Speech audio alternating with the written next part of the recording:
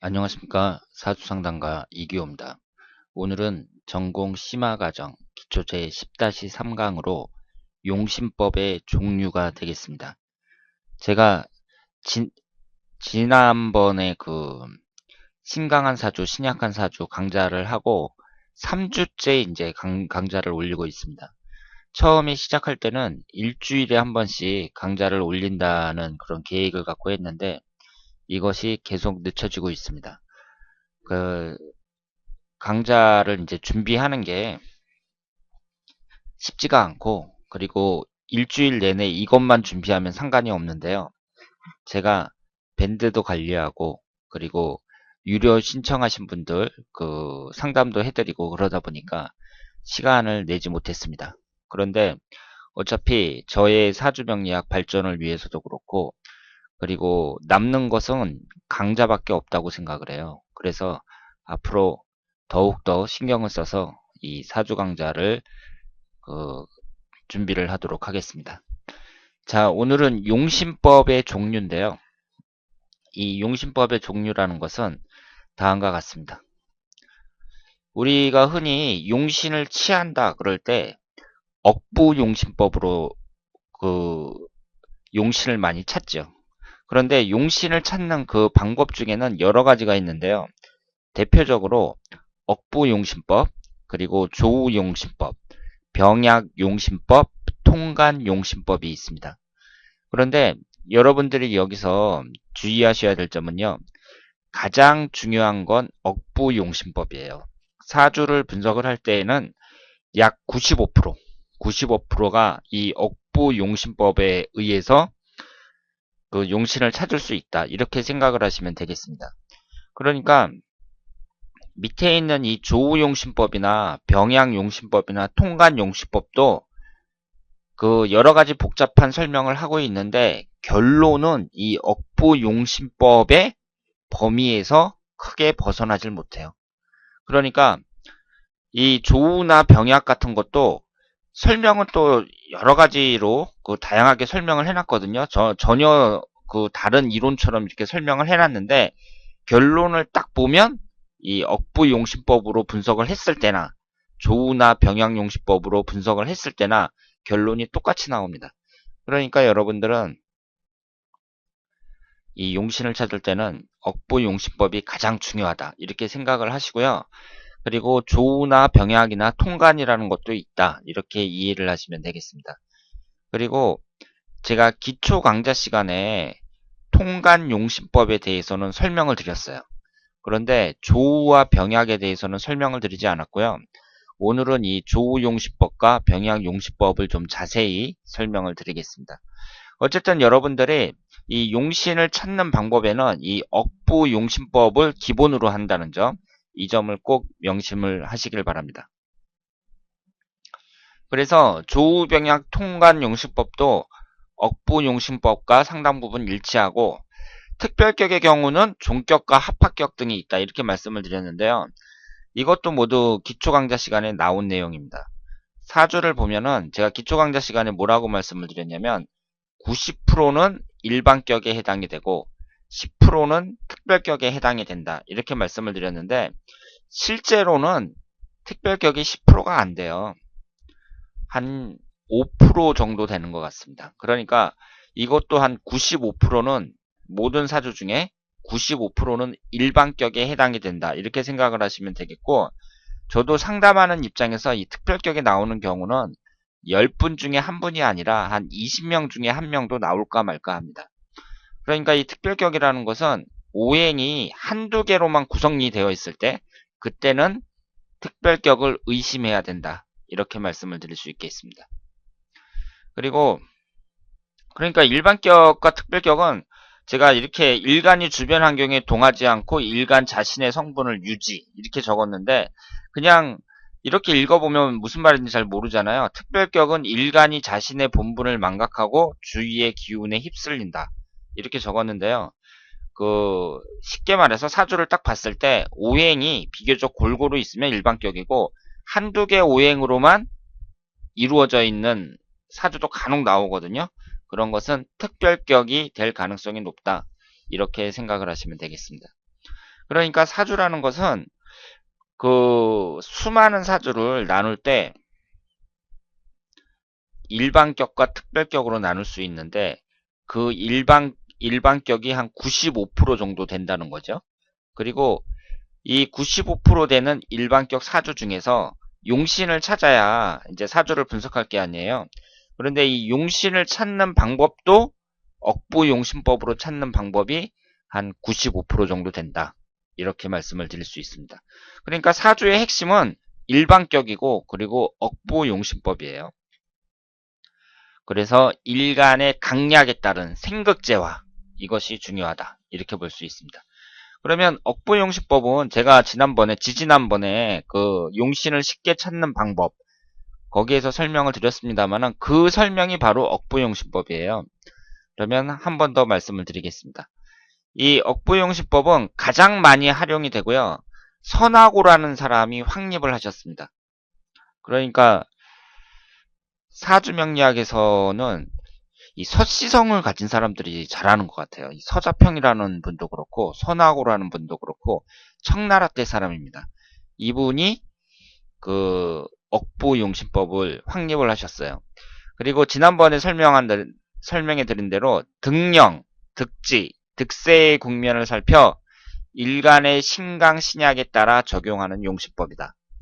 일간의 신강신약을 먼저 파악하는 것이 중요하다고 볼 수 있습니다. 이 사주가 신강한지 신약한지 먼저 파악이 돼야 그 다음에 용신을 찾을 수가 있죠. 그래서 기본적인 그 구성은 어떻게 되냐면요. 신강할 때는 식재간이 용신이고 신약할 때는 인비가 용신이다. 인성 비겁이 용신에 해당이 된다. 이렇게 볼 수 있습니다. 이것이 기본이고 그 다음에 이제 사주의 여러 가지 형태에 따라서 변할 수 있다고 볼 수 있죠. 균형을 이루고 있는 사주가 많아서 신강 신약을 판단하는 것이 쉽지가 않습니다. 그러니까 신강 신약을 알아야 이 사주가 신강한지 신약한지 판단할 수 있어야 용신을 찾을 수 있는데 사주라는 것이 다 그렇게 쉬운 것만 있는 것이 아니고 균형을 이루고 있는 사주가 많거든요. 그래서 신강 신약을 판단하는 것도 쉽지가 않고 균형된 사주는 인성과 식상이 용신인 경우가 많습니다. 이것도 기초 강좌 시간에 제가 설명을 드렸어요. 그런데 우리가 또 여기서 잊지 말아야 할 것이 용신이다, 기신이다 이렇게 이제 따지기를 좋아하는데 이제 용신을 찾았단 말이에요. 그러면 또 생각하기를 용신에 해당되는 운이 들어오면 무조건 좋아야 돼. 사주를 분석할 때. 그래서 사람들이 따지잖아요. 용신운이 들어왔는데 왜 저는 이때 좋지 않았죠? 이렇게 얘기를 합니다. 그리고 사람들이 또 많이 착각하는 게 용신운이 들어온다 이렇게 얘기를 해주면 상담하는 사람 입장에서는 좋다 나쁘다로 이렇게 알기 쉽게 설명을 해줄 수밖에 없으니까 내년이 당신 용신운이다. 내년에 운이 좋을 것이다. 이런 식으로 얘기해 줄 수밖에 없거든요. 그러면 그때는 무슨 일을 해도 다 되는 줄 알고 투기적인데 그러니까 그 은행에서 막 대출을 받아갖고 증권을 산다든가 주식을 산다든가 이런 식으로 그냥 한 방에 딱 부자가 되려고 그렇게 행동하는 사람들도 많습니다. 참 어리석다고 할 수가 있죠. 그러니까 사람의 그릇은 다 다르고요. 그리고 용신이라는 것도 강도의 차이가 있을 게 아니에요. 용신운이 들어온다고 했을 때 그게 좋으면 얼마나 좋으냐. 그리고 기신운이 들어온다고 했을 때 나쁘면 얼마나 나쁘냐. 이런 강도의 차이를 또 생각을 해야 되는데 설명하는 사람 입장에서는 뭐 길어야 1시간이잖아요. 사주 상담 받는데 길어야 1시간입니다. 여러분들이 5만원, 10만원 정도 내고 상담을 받는다. 5만원 정도 내고 상담을 받는다고 했을 때 1시간 이상씩 이렇게 상담해주는 사람 아마 없을걸요? 그러면 그 상담해주는 사람이 그냥 내년은 좀 좋은 것 같다. 이렇게 좋다. 이렇게 얘기를 해주지 좋긴 좋은데 이 강도가 뭐 중간에서 약간 좋은 쪽으로 아니면 중간에서 약간 나쁜 쪽으로 뭐 이런 식으로 설명해 주는 사람은 없거든요. 그러니까 이걸 이제 사람에 따라서 이렇게 얘기를 해주면 그걸 또 새겨 들어야 되는데 용신운이라 그러면 무조건 다 되는 줄 알고 막 복권이라도 살려고 그렇게 행동하는 사람들이 있습니다. 그런 어리석음에서 벗어나야 된다. 이렇게 말씀을 드릴 수 있습니다. 그러니까 우리가 사주를 분석할 때 자꾸 용신, 기신, 여기에 대해서 많이 얘기를 하는데 용신, 기신도 강도의 차이가 있다는 거예요. 그러니까 용신운이 들어온다 그래서 무조건 다 좋다. 뭐 무슨 일이든지 다 될 것이다. 이런 식으로 착각을 하면 안 됩니다. 용신 대운에 망하는 사람도 있고 기신운에 흥하는 사람도 있어요. 운이 나쁘더라도 그 사람이 어떤 마음가짐으로 어떻게 행동하느냐에 따라서 결과는 바뀔 수 있다. 이렇게 말씀을 드릴 수 있습니다. 자, 그러면 억부용신법은 그동안 많이 설명을 했으니까요. 이번 시간에는 조우용신법과 병약용신법을 중심으로 설명을 드리도록 하겠습니다. 이 조우용신법이라는 것은요. 조후용신법이라는 것은 사주 분석에 기후를 중요하게 적용하는 용신법이에요. 기후, 그러니까 날씨. 인간은 태양을 위시한 자전과 공전의 영향력에서 벗어날 수가 없죠. 그래서 월지를 매우 중요하게 여기며 명리학을 계절학 또는 조우학이라고도 한다. 지금 여기 보시면은요.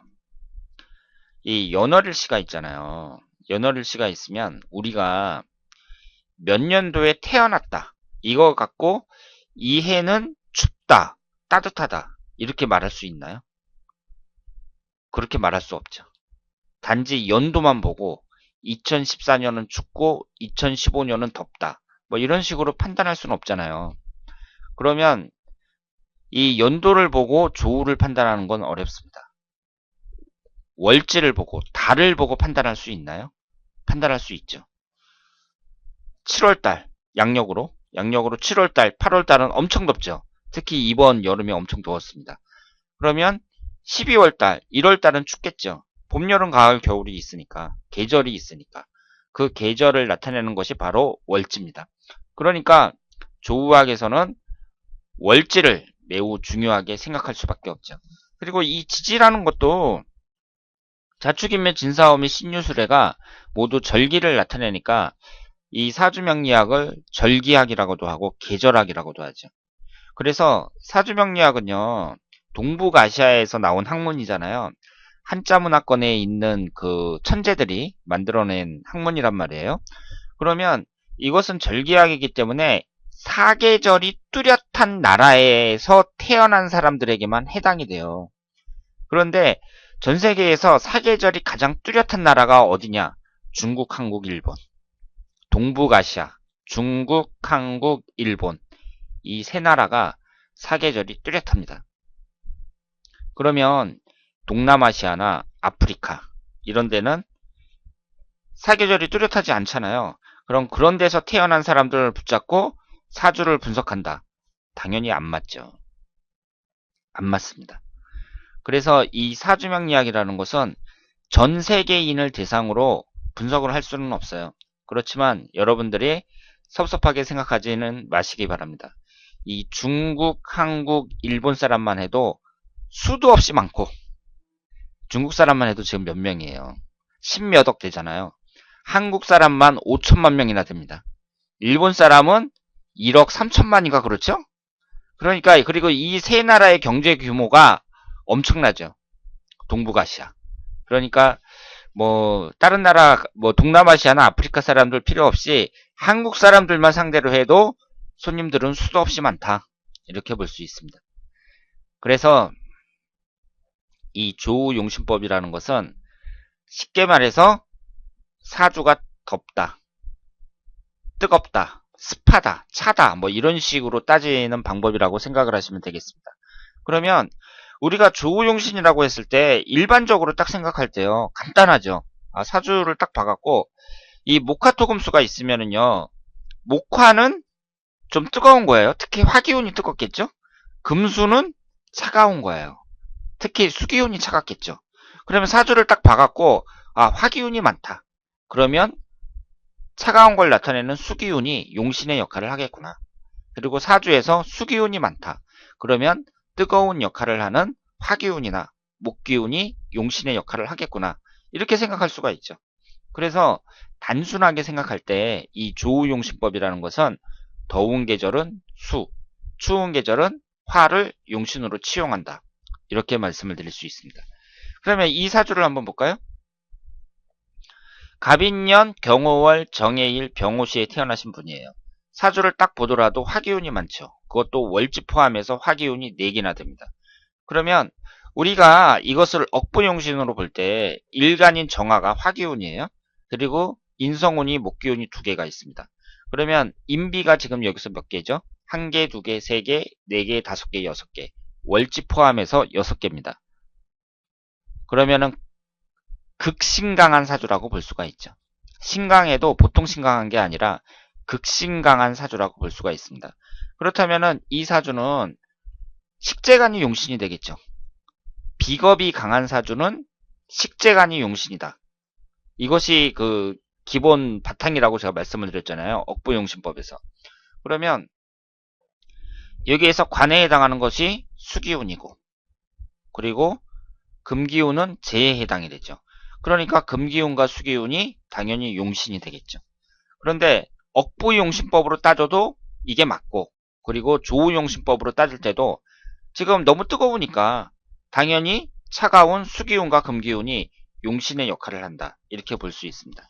그렇기 때문에 제가 앞에서 말씀드린 대로 이 조우용신법이라는 것도 결국은 억부용신법과 거의 다 일치한다. 이렇게 말씀을 드리면 되겠습니다. 그럼 이 사주를 봐도 똑같죠? 지금 금기운이 3개예요. 금기운이 3개고 여기에 이제 수기운이 있습니다. 그럼 금기운하고 수기운이 이렇게 많으니까 당연히 목기운과 화기운은 지금 약하단 말이에요. 1개씩밖에 없어요. 그럼 여기에서 용신을 어떻게 취할 것이냐? 당연히 이 사주가 너무 차갑잖아요. 그렇죠. 월지 포함해서 3개고 수기운이, 그리고 금기운이 또 3개입니다. 그럼 8글자 중에 월지 포함해서 5글자가 금과 수기운으로 되어 있고 여기 미토가 하나 있어요. 목기운 하나 있고 화기운 하나 있습니다. 여기에서 봤을 때 그렇다면 뜨겁고 차가운 걸로만 따지면 화기운이나 목기운이 왔을 때 용신의 역할을 할 수 있다. 이렇게 말씀을 드릴 수 있죠. 제가 지난번에 뭐라고 말씀을 드렸냐면 그 사주가 있잖아요. 용신을 쉽게 찾는 법, 그걸 설명을 드릴 때 한 가지 오행이 3개 이상이면 그건 용신의 역할을 하기가 힘들다고 말씀을 드렸어요. 그러니까 이것은 금기운이 용신의 역할을 하기가 어렵고요. 그리고 월지 포함해서 2개나 있잖아요. 수기운이. 수기운도 용신의 역할을 할 수가 없죠. 당연히 목기운이나 화기운이 용신의 역할을 한다. 이렇게 말씀을 드릴 수 있습니다. 그래서 이 조우용신법이라는 것은 우리가 이제 단순하게 생각하면 사주가 목화가 너무 많다. 그러면 금수가 용신의 역할을 하고, 금수가 너무 많다. 그러면 목화가 용신의 역할을 한다. 이렇게 생각을 하면 돼요. 일반적으로 생각을 할 때. 그런데 그게 또 그렇지가 않습니다. 무슨 말이냐면요. 옛날 고서가 있어요. 고서가 난강망이라는 책이 있습니다. 그 책에서 조우용신법에 대해서 아주 방대한 양으로 분석을 했어요. 그런데 설하고라는 분이 또 그 책을 재편집한 거죠. 그러니까 자신의 의견을 집어넣어갖고 그 책을 다시 정리했습니다. 그것을 궁통보감이라고 합니다. 이런 책 아마 들어보셨을 거예요. 뭐 난강망이니 궁통보감이니 이런 책을 이 책에서 이 조우용신을 갖다가 방대하게 설명을 했는데 중요한 건 뭐냐면요. 일간이 예를 들어서 정화였을 때 월지가 오하잖아요. 그럼 이럴 때에는 어떠한 오행이 들어와야 그것이 용신의 역할을 하고 좋은 사주다. 이렇게 딱 정해버렸어요.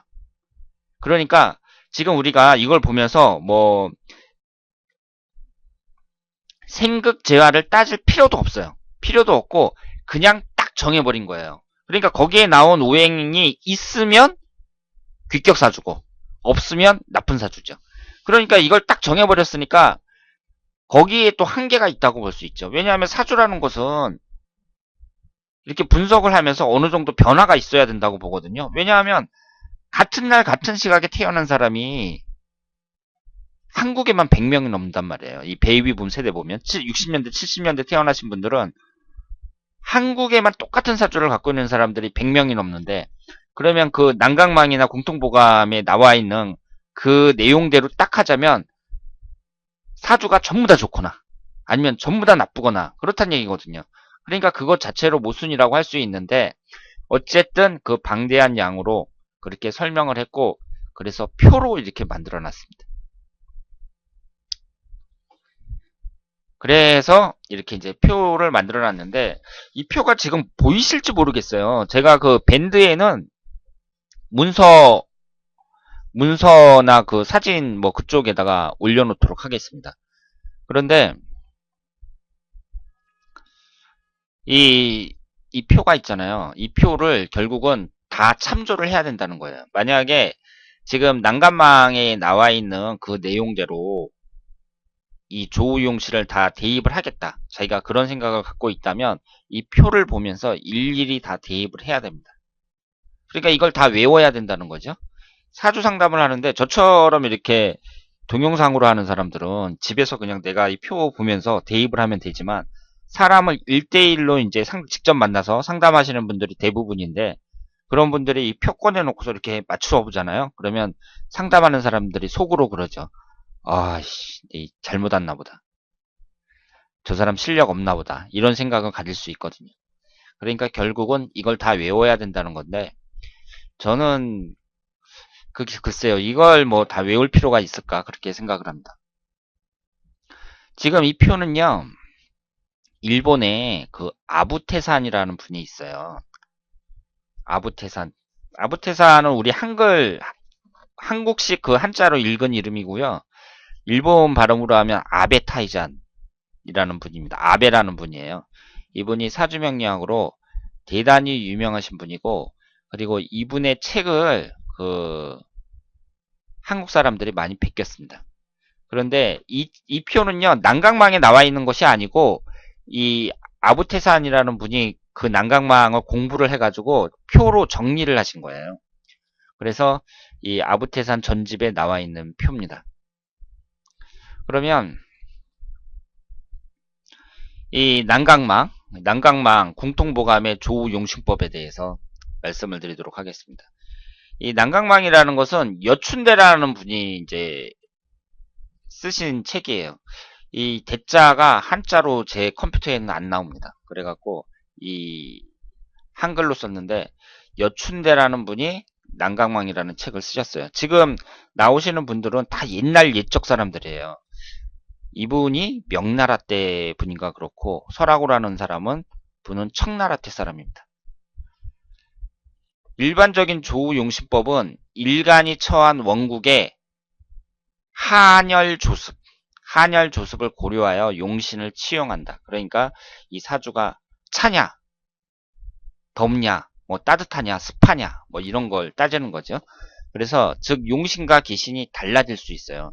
사주에 따라서 용신과 기신이 달라질 수 있다는 얘기는 뭐냐면, 일간하고 월지가 똑같다고 하더라도 다른 오행이 다르면 그 용신과 기신이 달라질 수 있다는 거죠. 그런데 난강망의 조용신법은 용신이 딱 정해져 있습니다. 지금 제가 방금 보여드린 이 표에 나온 대로 용신이 딱 정해져 있어요. 그래서 일반적인 조용신법과는 달리 용신이 정해져 있기 때문에 정형화된 용신법을 사용함으로써 감명의 다양성을 기대할 수 없다는 점에서 한계가 있다. 모순이죠, 모순. 어떻게 같은 날 같은 시각에 태어난 사람이 똑같다는 거예요. 그러면 똑같이 좋거나 똑같이 나쁘다는 겁니다. 그러니까 여기서 한계가 있는 거죠. 물론 지금 우리나라 5천만 국민 중에 베이비붐 세대를 보면 한 100명 정도 되고, 요즘에는 아이를 별로 안 낳잖아요. 그래서 요즘에 뭐 한 2000년대에 태어나신 분들 보면 사주가 완전히 똑같은 사람이 한 60명 정도, 요 정도밖에 안 됩니다. 그러면 5천만 국민 중에 나하고 똑같은 사주를 갖고 있는 사람이 100명이 안 된다. 그러면 그 사람을 내가 평생을 살면서 그런 사람을 만날 가능성은 거의 없죠. 그러니까 이렇게 표로 만들어 갖고 이런 사주는 무조건 좋은 사주, 이런 사주는 무조건 나쁜 사주, 뭐 이렇게 따져도 그 확률이 그렇게 떨어지지는 않을 거라고 생각을 해요. 하지만 그 이론적으로 봤을 때에는 모순이라고 볼 수 있죠. 그래서 이 책에서 주장하는 건 뭐냐면, 조우용신과 보조용신이 모두 구비된 사주팔자는 우수한 사주가 되고, 그렇지 않으면 천한 사주다, 이렇게 볼 수 있습니다. 그래서 기본적으로는 이렇게 따지는 거예요. 그러니까 차다고 생각하는 것은 금수, 금기운과 수기운, 그리고 그 토기운에서는 기토와 축토, 이것을 이제 차다고 보고, 열에 해당하는 것은 목화와 무토, 그리고 이 조에 해당하는 것은 화토와 무토, 술토, 미토. 그러니까 차다, 이 한자 뜻대로 보시면 돼요. 뜨겁다, 따뜻하다, 습하다, 이렇게 보시면 되겠습니다. 습한 것은 수기운, 그러니까 임수나 개수가 해당하고, 토기운에서는 기토, 축토, 진토, 이것을 습하다고 합니다. 그러니까 기축일주가 있다, 그러면 사람들이 그걸 딱 보면서 아, 일주가 습하네요, 이렇게 얘기를 하잖아요. 그러면 이제 크게 이렇게 나눠서 보는데, 중요한 것은 표로 다 이렇게 만들었다는 거예요. 이게 잘 보이실지 모르겠는데요. 그러니까 이런 식입니다. 일주가 간목이잖아요. 일주가 간목이면 월지가 어떤 거냐. 그러니까 12개가 다 나와 있어요. 임목, 묘목, 진토, 사화, 오화, 미토 다 나와 있습니다. 그래서 일지가 간목인데, 그러니까 일지가 아니라 일간이 간목인데 월지가 임목이다. 그러면 조우용신은 병하고 보조용신은 개수예요. 그러면 그 사주에 일간이 간목이고 월지가 임목인 그 사주는 병화와 개수가 반드시 들어있어야 돼요. 그러면 좋은 사주고 귀격 사주고, 만약에 들어있지 않다, 그러면 천한 사주다, 이렇게 볼 수 있고, 둘 중에 하나만 들어있다, 그래도 괜찮은 사주라고 볼 수 있죠.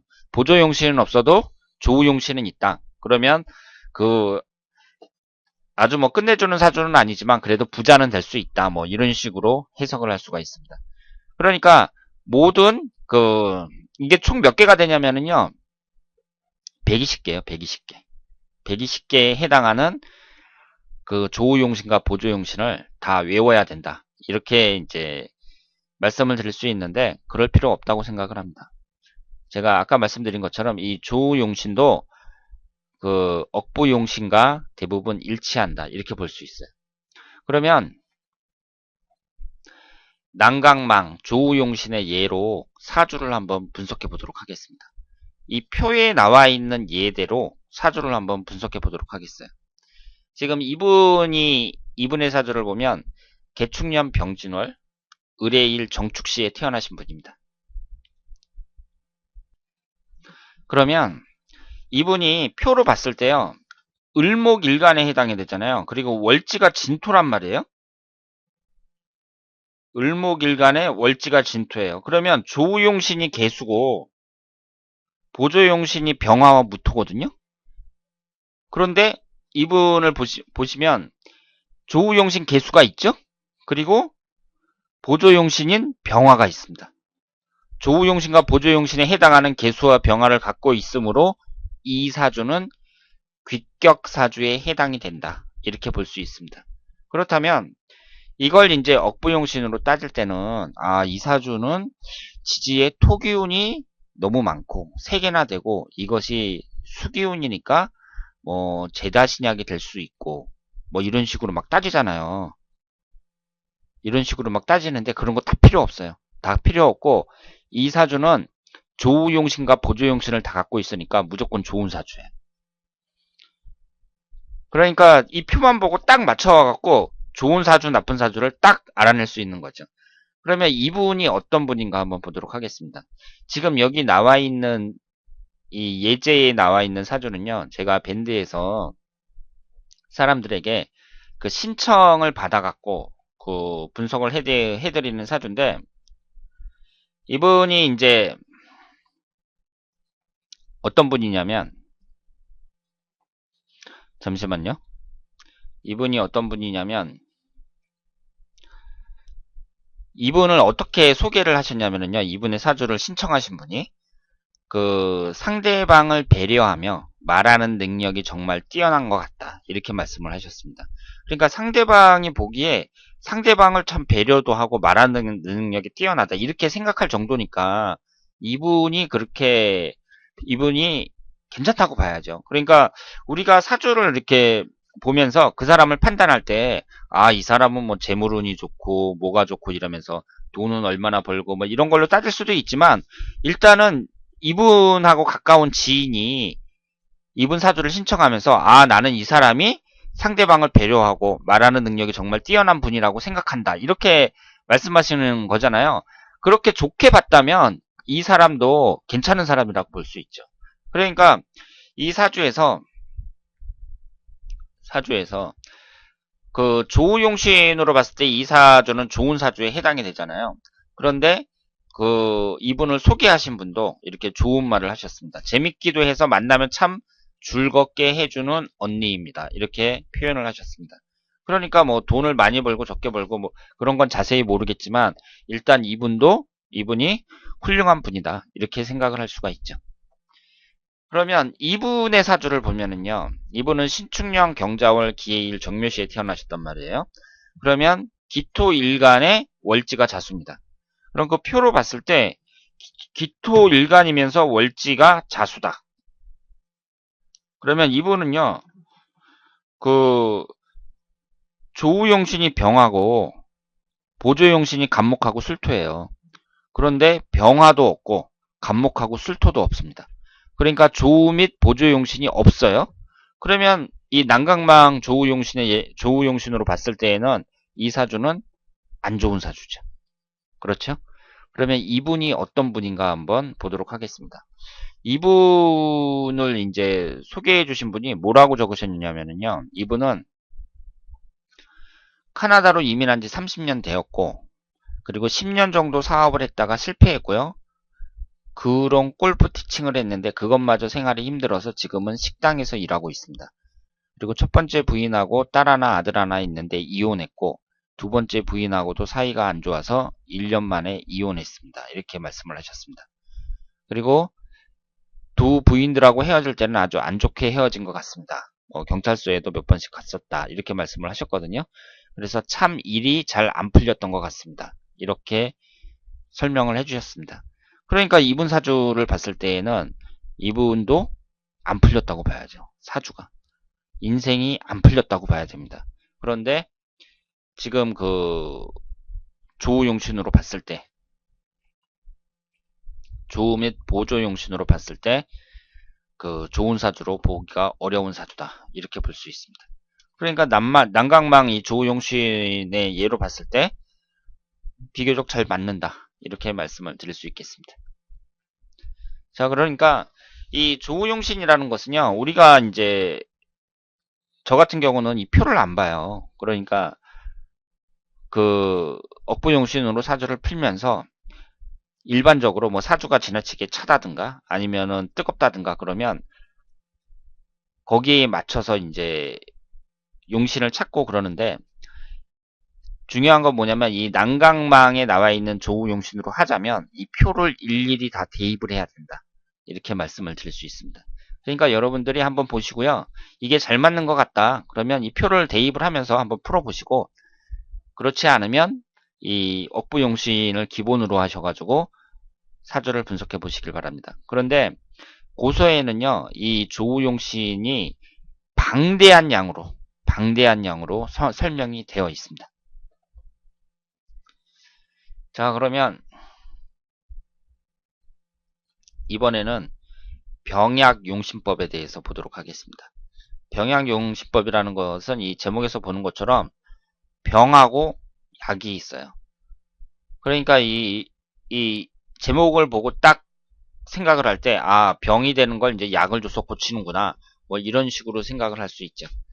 이 병약용신법이라는 것은요, 옛날에 이분도 아마 청나라 때 분일 거예요.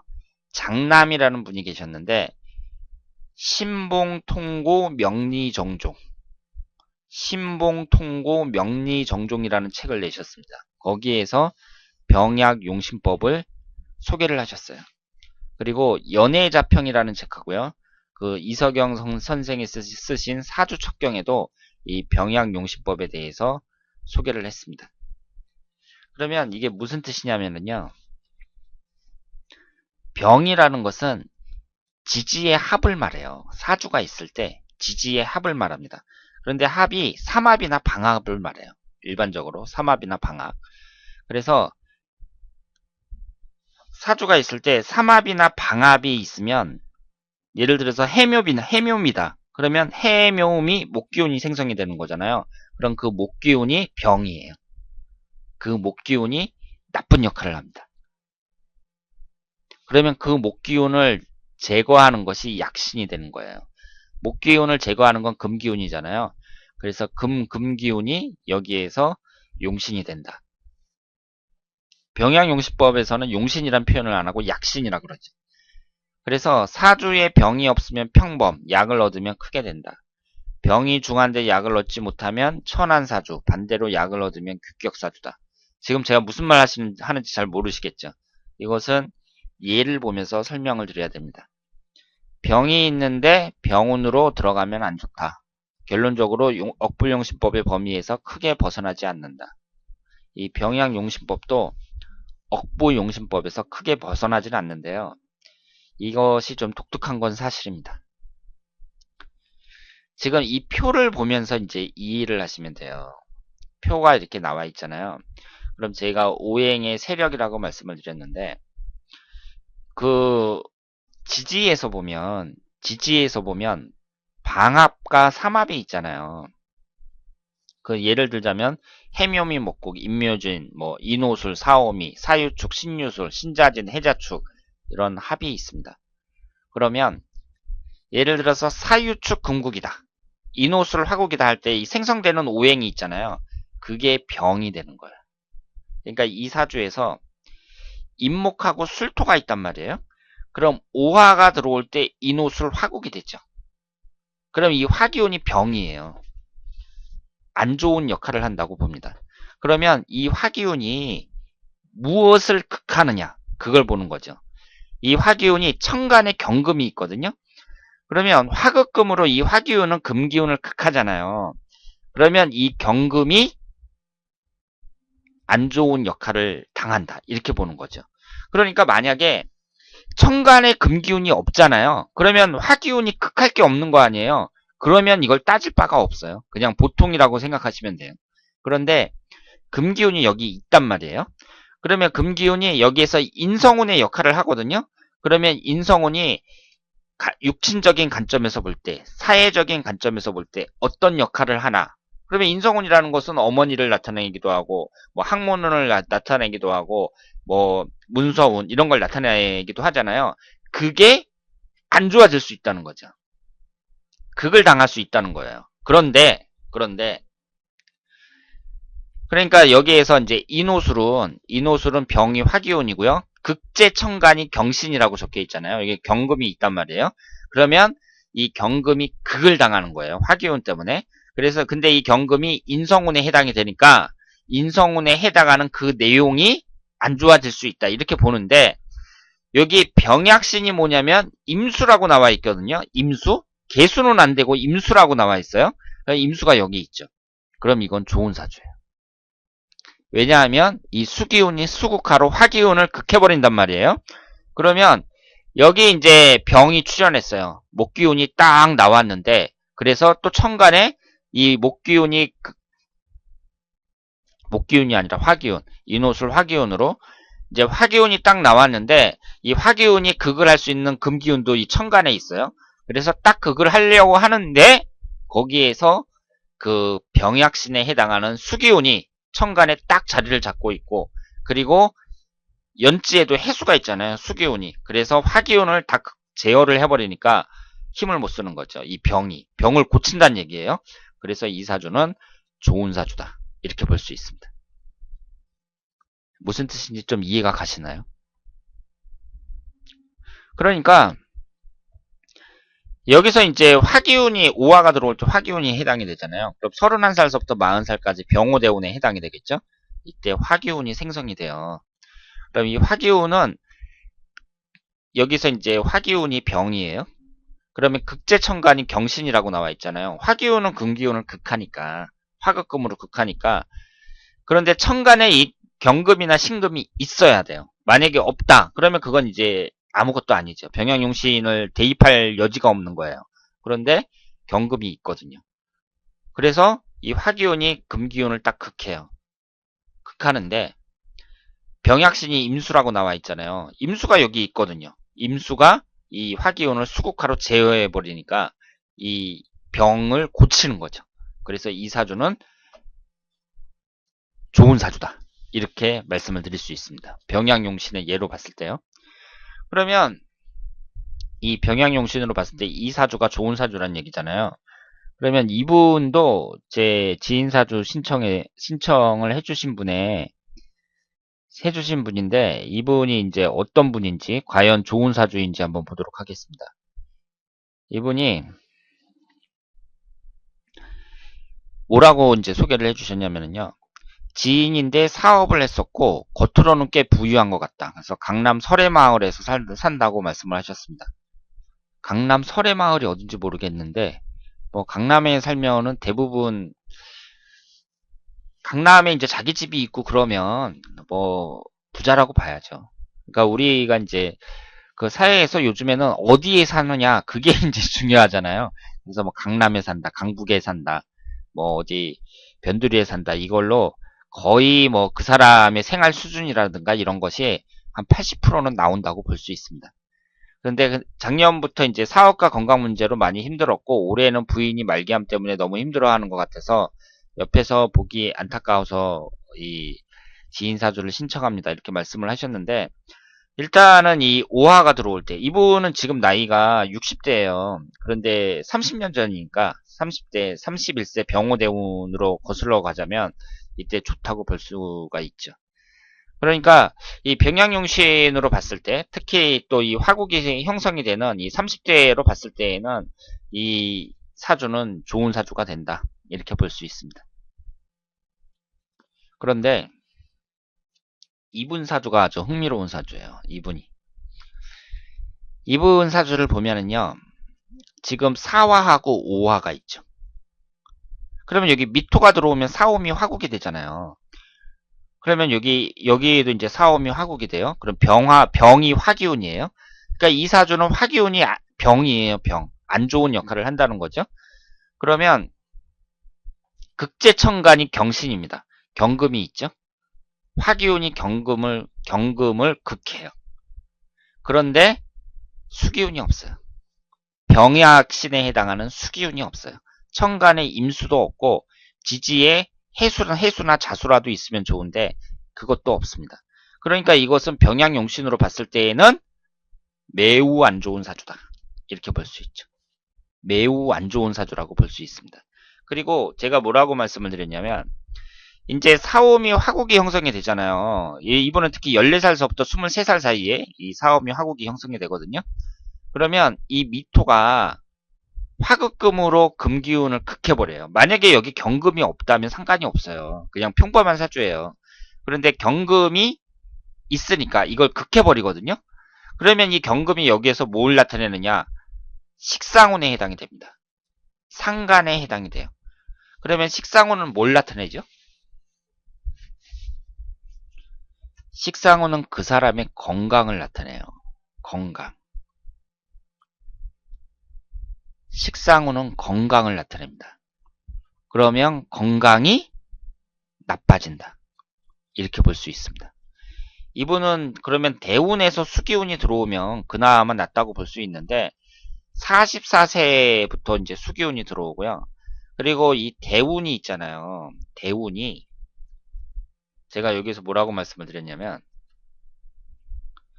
병이 있는데 병운으로 들어가면 안 좋다, 이렇게 말씀을 드렸잖아요. 그러니까 이분은 화기운이 들어오는 것도 안 좋고요. 그리고 지금 극제를 하는 게 이제 경금이잖아요. 경금하고 신금이잖아요. 그런데 24살서부터 33살, 34살서부터 43살, 20년 동안 금기운만 계속 들어옵니다.